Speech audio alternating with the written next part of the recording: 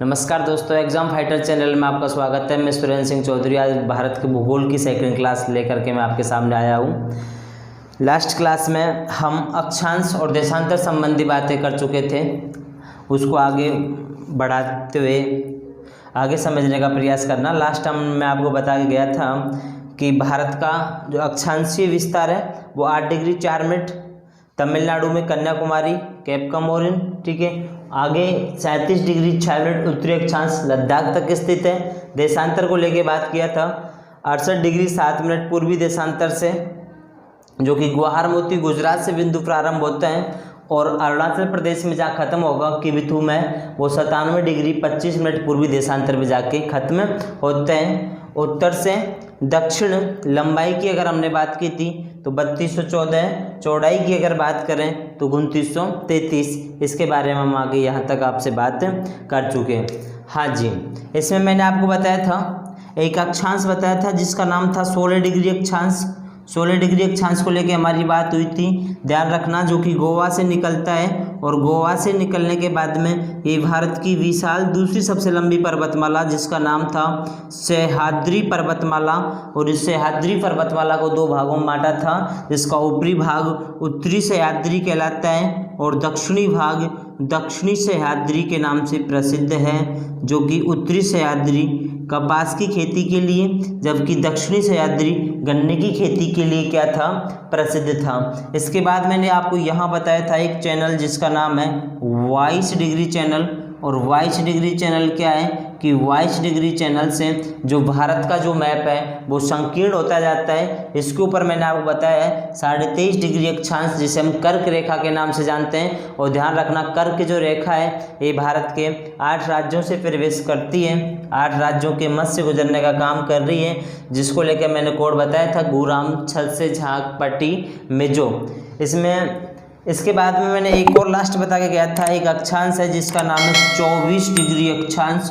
और 24 डिग्री जो अक्षांश है, ध्यान रहे ये 24 डिग्री अक्षांश भारत और पाकिस्तान के बीच में विवादित अक्षांश है। उस विवाद को हम सर्करिक रेखा विवाद के नाम से जानते हैं। तो ध्यान रखना, 24 डिग्री जो चैनल है वो भारत और पाकिस्तान के बीच में विवाद का कारण बना हुआ है, जिसको हम सर्करिक विवाद के नाम से जानते हैं।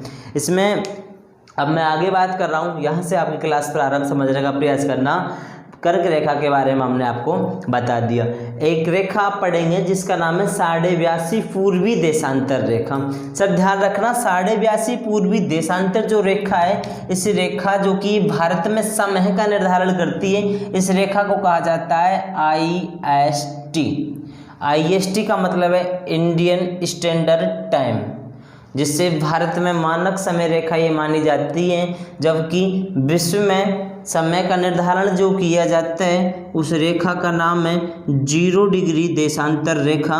और 0 डिग्री जो देशांतर रेखा है जो विश्व में समय का निर्धारण करती है वह इंग्लैंड लंदन से निकलती है, जहाँ पे विश्व का सबसे बड़ा सौर वेधशाला संस्थान स्थापित किया गया है, जिससे विश्व का समय का निर्धारण होता है। और इसको हम यामोत्तर प्रधान रेखा के नाम से जानते हैं, यामोत्तर प्रधान रेखा, या फिर इसको बोल दो ग्रीनविच रेखा। यामोत्तर प्रधान रेखा या ग्रीनविच रेखा 0 डिग्री पूर्वी देशांतर रेखा को कहा जाता है, जो कि ग्रीनलैंड से निकलती है लंदन, जहाँ पे विश्व की सबसे बड़ी सौर वेधशाला स्थापित की गई है। इसी को बोला जाता है GMT, ग्रीनविच मिड टाइम। ध्यान रखना, GMT से IST, GMT से जो IST है ये 5.5 घंटे आगे है। GMT से IST 5.5 घंटे आगे है। IST अगर आपके पास मोबाइल टाइम सेट करते हैं उसमें विश्व का मैप छपा हुआ आएगा, उसमें IST 5.5 GMT 5.5 लिखा हुआ होता है, ध्यान रखना। तो वो क्या है, 5.5 घंटे आगे है, जहाँ से IST जिससे भारत में समय रेखा का क्या होता है, निर्धारण होता है। ये 82.5 पूर्वी जो देशांतर रेखा है ये इलाहाबाद नैनी कहाँ से गुजरती है, इलाहाबाद नैनी से गुजरती है। और इलाहाबाद नैनी से गुजरने के साथ साथ में ध्यान रखना कि आपकी 82.5 पूर्वी देशांतर रेखा भारत के 5 राज्यों से गुजरेगी, और 5 राज्यों से जब गुजरेगी तो उसका कोड आपको याद रखना है। IST का जो कोड है, यूपी में 6 उड़े आंधी से, यूपी में 6 उड़े आंधी से। 1 नंबर पे हो जाएगा उत्तर प्रदेश, 2 पे हो जाएगा MP, 3 पे छत्तीसगढ़, 4 पे आएगा उड़ीसा, 5 पे आएगा आंध्र प्रदेश। तो ध्यान रखना 82.5 पूर्वी देशांतर रेखा भारत के 5 राज्यों से गुजरेगी, जो कि इलाहाबाद नैनी से निकलती है। कभी इलाहाबाद नैनी अगर घूमने जाएं तो ध्यान रखना इलाहाबाद नैनी, आप IST रेखा पे खड़े होंगे, वहाँ पे लिख रहा होगा मुस्कुराइए, आप भारतीय मानक समय रेखा पे खड़े हुए हैं। तो 5 राज्य से गुजरने का ये काम करेगी। आगे बात करें, इसके बाद नेक्स्ट बात करते हैं कि हमारा जो ये भारत है, इससे भारत के संदर्भ में देखें कि भारत 2 तरह की सीमा साझा करता है। भारत जो है, भारत की जो सीमा है, 2 प्रकार की सीमा है। एक तो सीमा है जलीय सीमा और एक है स्थलीय सीमा। भारत 2 प्रकार की सीमा बनाएगा। ध्यान रखना आपका ये पार्ट है गुजरात, और आपको पता है गुजरात यहाँ पे समुद्र प्रारंभ रहता है गुजरात से, इधर गुजरात से नीचे चलते चलेंगे, ये आपका समुद्र वाला इलाका होगा, तटीय इलाका होगा, ये संपूर्ण तटीय इलाका है। इधर आपका यहाँ पे आता है पश्चिमी बंगाल, पश्चिमी बंगाल, गुजरात से लेकर के पश्चिमी बंगाल तक। ध्यान रखना गुजरात, महाराष्ट्र, गोवा, कर्नाटक, केरल, तमिलनाडु, तमिलनाडु से आप आगे यहाँ पे जाएंगे आंध्र प्रदेश, उड़ीसा और पश्चिमी बंगाल। पश्चिमी बंगाल तक टोटल 9 राज्य हो जाते हैं, जो कि यहाँ पे जिस सीमा का निर्धारण करेंगे उसे जलीय सीमा कहा जाएगा। और गुजरात से ऊपर आप इस टाइप में, इस फॉर्मेट में आगे आप यहाँ पे बढ़ेंगे, ये सीमा कहलाएगी आपकी स्थलीय सीमा। जलीय सीमा और स्थलीय सीमा याद रखना। इस स्थलीय सीमा पे भारत के जो पड़ोसी जो देश हैं, उन पड़ोसी देशों में जहाँ से पड़ोसी सीमा साझा करता है, जिसमें नंबर 1 आपका पाकिस्तान, ऊपर है आपका अफगानिस्तान, इधर है आपका चाइना, चाइना के बाद है आपका नेपाल, नेपाल के बाद है आपका भूटान, और यहाँ है तुम्हारा म्यांमार, और ये तुम्हारा 7 नंबर पे है बांग्लादेश। अक्सर करके भारत की इससे भारत के जो पड़ोसी जो देश हैं, इन पड़ोसी देशों से यहाँ से क्वेश्चन आ जाता है। और क्वेश्चन का आधार क्या होता है, किस प्रकार से क्वेश्चन होता है, मैं आपको समझाने का प्रयास करूँगा।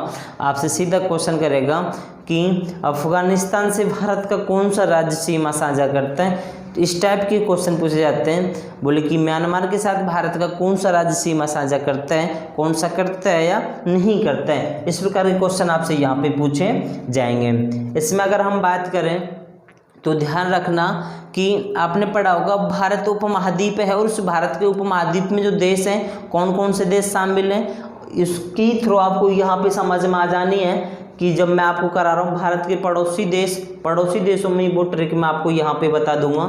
देखो भारत के जो पड़ोसी देश हैं, जो सीमा साझा करते हैं, उनका एक कोड याद रखेंगे आप, ठीक है। और वो कोड क्या है, कोड होगा आपका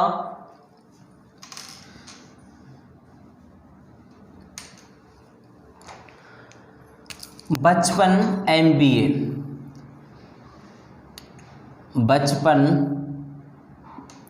MBA।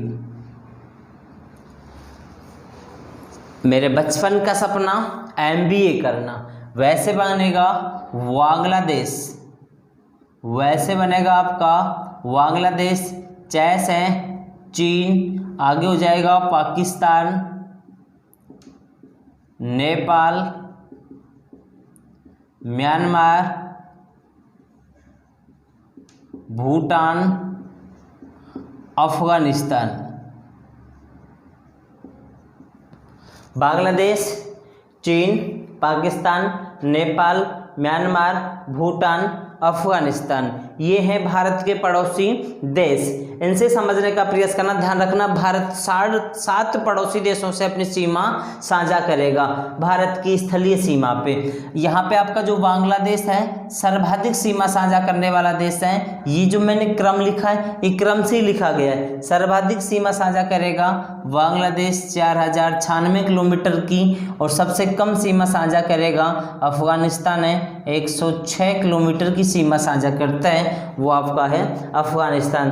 ध्यान रहे कभी भी किसी भी एग्जाम में इनकी लंबाई को लेकर के बात नहीं की जाती। अब तक कोई भी क्वेश्चन इनकी लंबाई को लेकर नहीं पूछा गया है कि कौन सा राज्य, कौन सा देश भारत का पड़ोसी देश के साथ कितनी सीमा साझा हुई है। तो ध्यान रखना है इसमें बांग्लादेश, भारत जो उपमहाद्वीप है, उपमहाद्वीप में बांग्लादेश शामिल है, लेकिन यहाँ पे आपका चीन और अफगानिस्तान दो ऐसे राज्य जिले, दो ऐसे देश हैं जो कि उपमहाद्वीप में शामिल नहीं है। उपमहाद्वीप में शामिल होने वाले देश बांग्लादेश, पाकिस्तान, नेपाल, म्यांमार, भूटान, इनको इसमें शामिल किया गया है।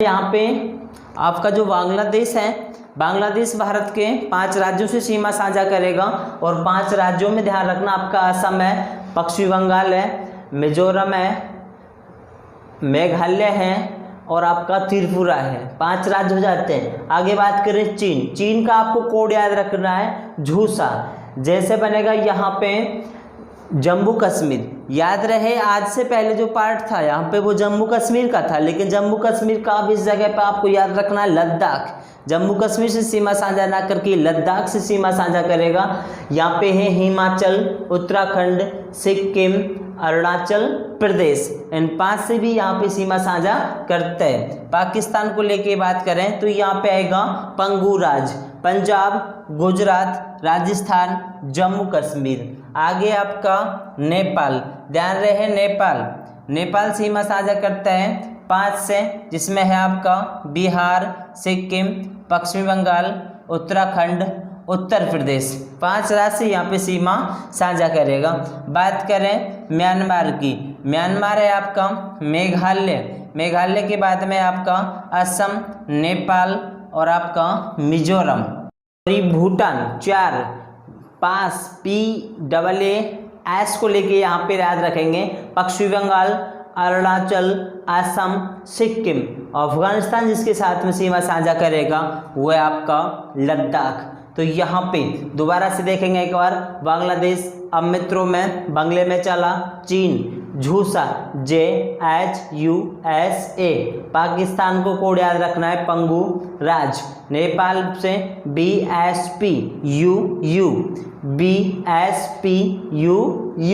म्यांमार में याद रखेंगे मनमी, भूटान में याद रखना है आपको पास, अफगानिस्तान को लेके याद रखेंगे आप लद्दाख वाला जो पार्ट है वो अफगानिस्तान से सीमा साझा करने का कार्य करता है। इसमें आगे अगर हम बात करें, यहाँ से आगे बढ़ते हैं तो आगे देखो आपका जो ये भारत है, भारत के वैसे में आप चर्चा करेंगे कि भारत 2 प्रकार की सीमा बना रहा है, और 2 प्रकार की सीमा में एक जो सीमा होती है वो सीमा है स्थलीय सीमा, और दूसरी सीमा भारत बनाता है जलीय सीमा।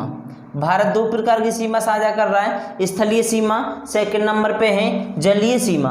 अगर आप स्थलीय सीमा की बात करें तो स्थलीय सीमा है 15,200 किलोमीटर की, जबकि आप स्थलीय सीमा की बात करें, स्थलीय सीमा है 2 प्रकार की, एक तो है तटीय सीमा और एक है जलीय द्वीपीय सीमा।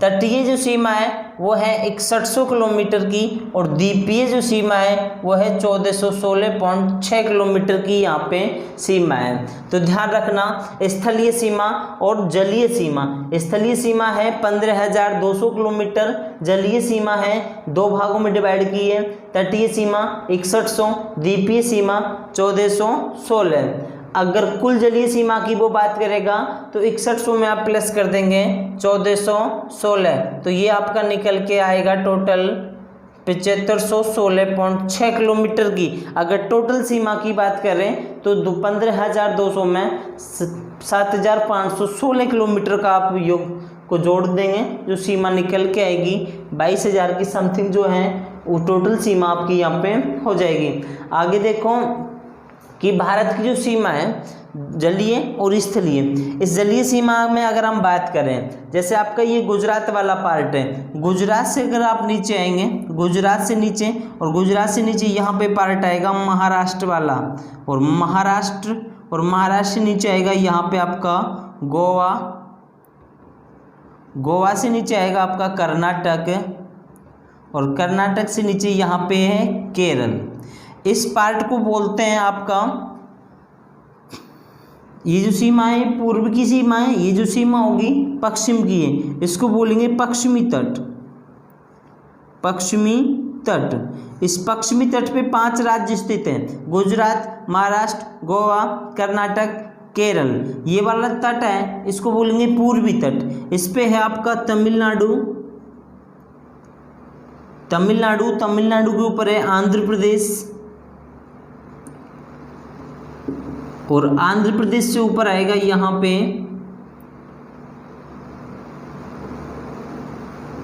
उड़ीसा, तमिलनाडु, आंध्र प्रदेश, उड़ीसा, और यहाँ पे लास्ट आपका ये पश्चिमी बंगाल। इन 4 को मिलाकर जो हमने नाम दिया है वो नाम हो जाएगा आपका पूर्वी तट। ध्यान रखना, पूर्वी तट पे जिलों की जो संख्या है वो 4 है, पश्चिमी तट पे जो जिलों की राज्यों की संख्या है वो 5 है। सॉरी, पूर्वी तट पर राज्यों की संख्या 4, पश्चिमी तट पर राज्यों की संख्या है 5। ध्यान रखना, गुजरात से लेकर के पश्चिमी बंगाल, ये जो कुल तटीय सीमा है दोनों, पश्चिमी तट और पूर्वी तट की, ये टोटल मिलकर हो जाएगी 6100 किलोमीटर की। इसमें गुजरात वाला जो तट है, ध्यान रखना, गुजरात का जो तट है, गुजरात से लेके महाराष्ट्र तक, ये जो तट है गुजरात वाला, ये कहलाता है काकरापार तट।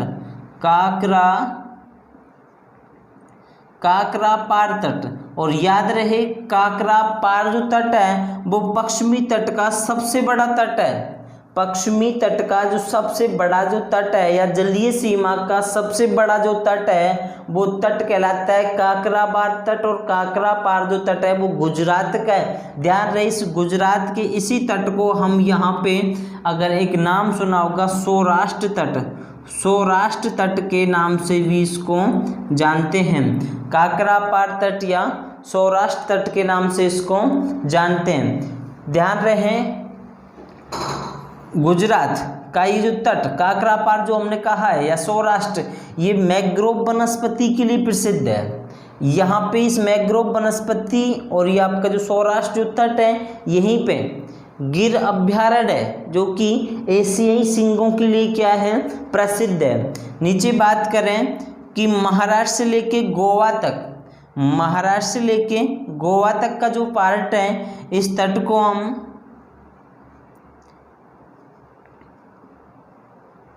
कोंकण तट के नाम से जानते हैं। महाराष्ट्र से लेकर के गोवा तक का जो पार्ट है, इस तट को हमने जो नाम दिया है उसका नाम है कोंकण तट। ध्यान रहे, ये जो कोंकण तट वाला जो पार्ट है, गोवा से महाराष्ट्र से लेकर के गोवा तट का नाम दे दिया कोंकण तट। और ये जो कोंकण जो तट है, ये कोंकण तट, इसमें सर्वाधिक मात्रा में यहाँ पे एक स्थान का नाम सुना होगा बॉम्बे हाई, बॉम्बे हाई, जहाँ से पेट्रोलियम का दोहन सर्वाधिक मात्रा में किया जाता है। और पेट्रोलियम के दोहन के चलते इस बॉम्बे हाई से यहाँ पे जो आपका कोंकण तट है महाराष्ट्र में, इस महाराष्ट्र में एक बंदरगाह बनाया गया है, जिस बंदरगाह का नाम है जवाहरलाल नेहरू बंदरगाह, जिसे भारत का आधुनिकतम बंदरगाह कहा जाता है। बंदरगाह का नाम है जवाहरलाल नेहरू बंदरगाह, जिसे भारत का आधुनिकतम बंदरगाह के नाम से जाना जाता है। आगे बात करें गोवा, गोवा से कर्नाटक, गोवा से कर्नाटक वाला जो तट है, इस तट को गोवा से प्रारंभ होता है और कर्नाटक में एक स्थान है मंगलोर, कर्नाटक में स्थान है, स्थान का नाम क्या है, मंगलोर।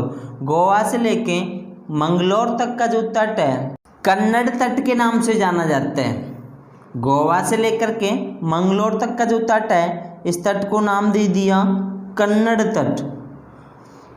गोवा से लेके मंगलोर तट को नाम दे दिया कन्नड़ तट। ध्यान रहे, इस कन्नड़ जो तट है, कन्नड़ तट पे सर्वाधिक मात्रा में लौह अयस्क का उत्पादन होता है।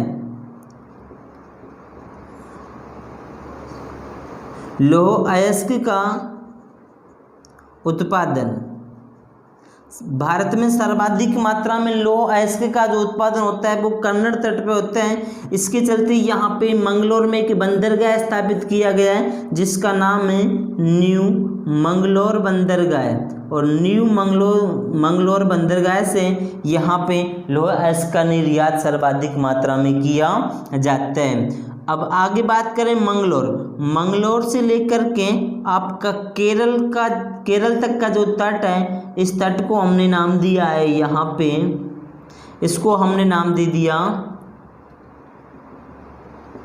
मालाबार तट। केरल के तट को जो नाम दिया है वह है मालाबार तट। और आपका जो मालाबार जो तट है,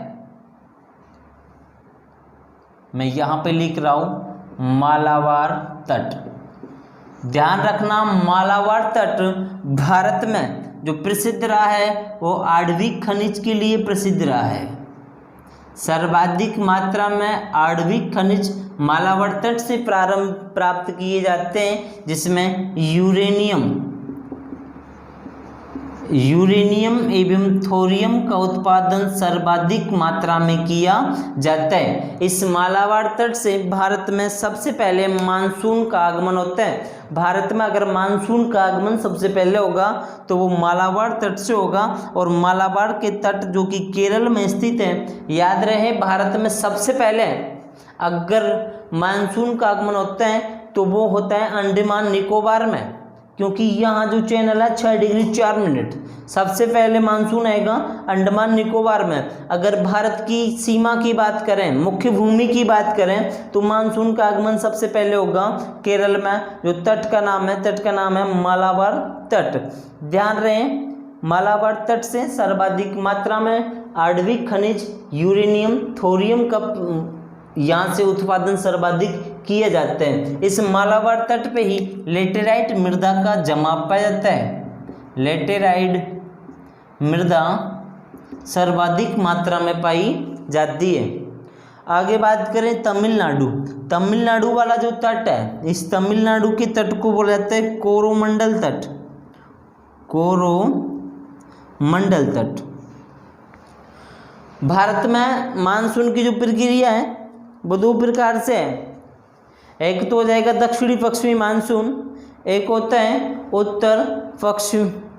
उत्तर पूर्वी मानसून। उत्तर पूर्वी जो मानसून है उसमें आप देखते हैं कि तमिलनाडु, जिसे लौटते हुए मानसून बोलते हैं, और लौटते हुए मानसून से सर्वाधिक जो वर्षा होती है वो भारत में कोरोमंडल तट पे होती है। कोरोमंडल तट ये आपका तमिलनाडु। तो लौटते हुए मानसून से सर्वाधिक वर्षा वाला जो स्थान है वो है आपका कोरोमंडल। आगे बात करें तमिलनाडु से ऊपर है आंध्र प्रदेश और उड़ीसा। आंध्र प्रदेश और उड़ीसा वाले जो तट को नाम दिया है वो नाम दिया है उत्तरी सरकार तट। उत्तरी सरकार तट। जबकि उड़ीसा से आगे है पश्चिमी बंगाल। इस पश्चिमी बंगाल वाला जो तट है, इस तट को नाम दिए जाते हैं बेंगा तट। पश्चिमी बंगाल के तट को कहा जाता है बेंगा तट, जबकि पर्टिकुलर उड़ीसा का जो तट है उसको उत्कल तट के नाम से जाना जाता है। दोबारा से देखो, तमिलनाडु के तट को कहा जाता है कोरोमंडल, जहाँ पे लौटते हुए मानसून सर्वाधिक वर्षा होती है। जबकि आंध्र प्रदेश उड़ीसा के तट को कहा जाता है उत्तरी सरकार तट। आगे देखो, उत्तरी उड़ीसा का जो है पर्टिकुलर उसे कहा जाएगा उत्कल तट। पश्चिमी बंगाल को कहा जाता है बेंगा तट। आपका ध्यान रखना, पश्चिमी बंगाल और बांग्लादेश यहाँ पे एक सबसे बड़ा डेल्टा पाया जाता है, उस डेल्टे का नाम है सुंदरबन का डेल्टा।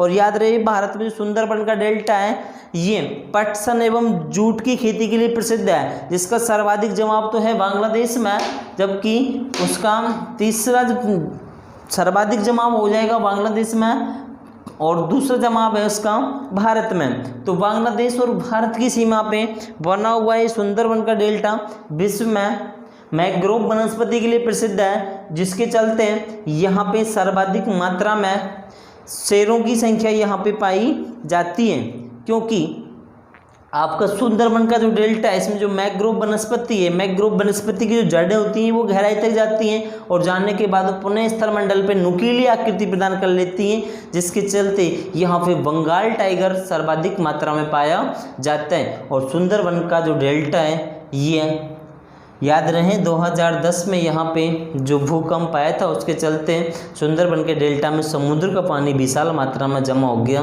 उसके चलते यहाँ पे जो पैदावारी की जाती है उसकी उत्पादन क्षमता में यहाँ पे कमी हुई है, क्योंकि लवण की यहाँ पे परत अत्यधिक मात्रा में बिछ गई थी।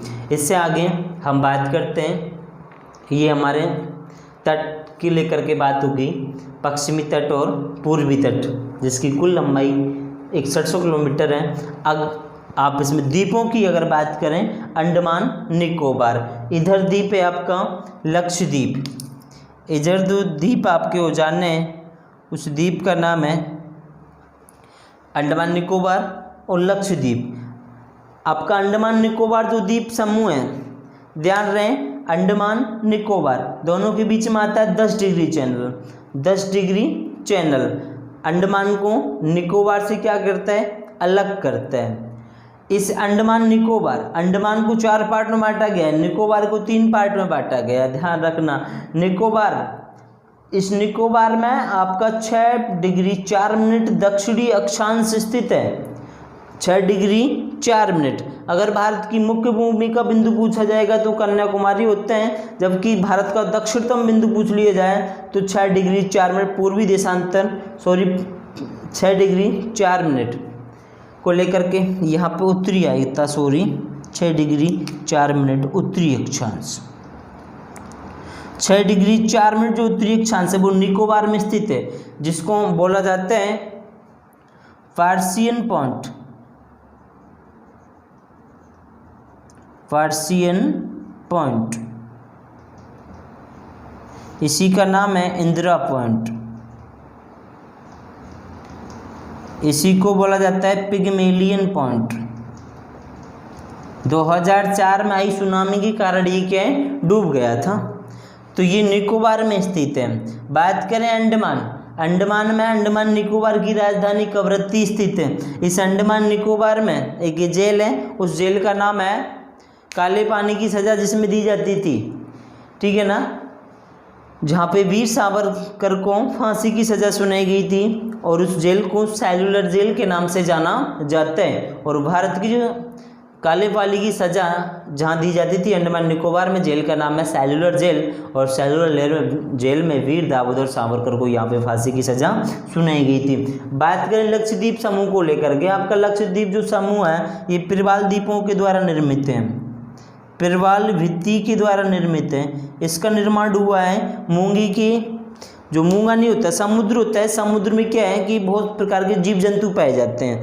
अब जो छोटे छोटे मूंगा वगैरह हैं, जीव हैं, एक इसमें एक जीव पाया जाता है जिसका नाम है सेलेक्टोरोटा फोलिप, सेलेक्टोरोटा फोलिप,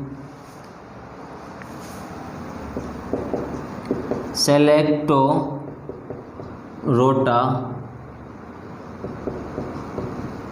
फोलिप नामक जीव है।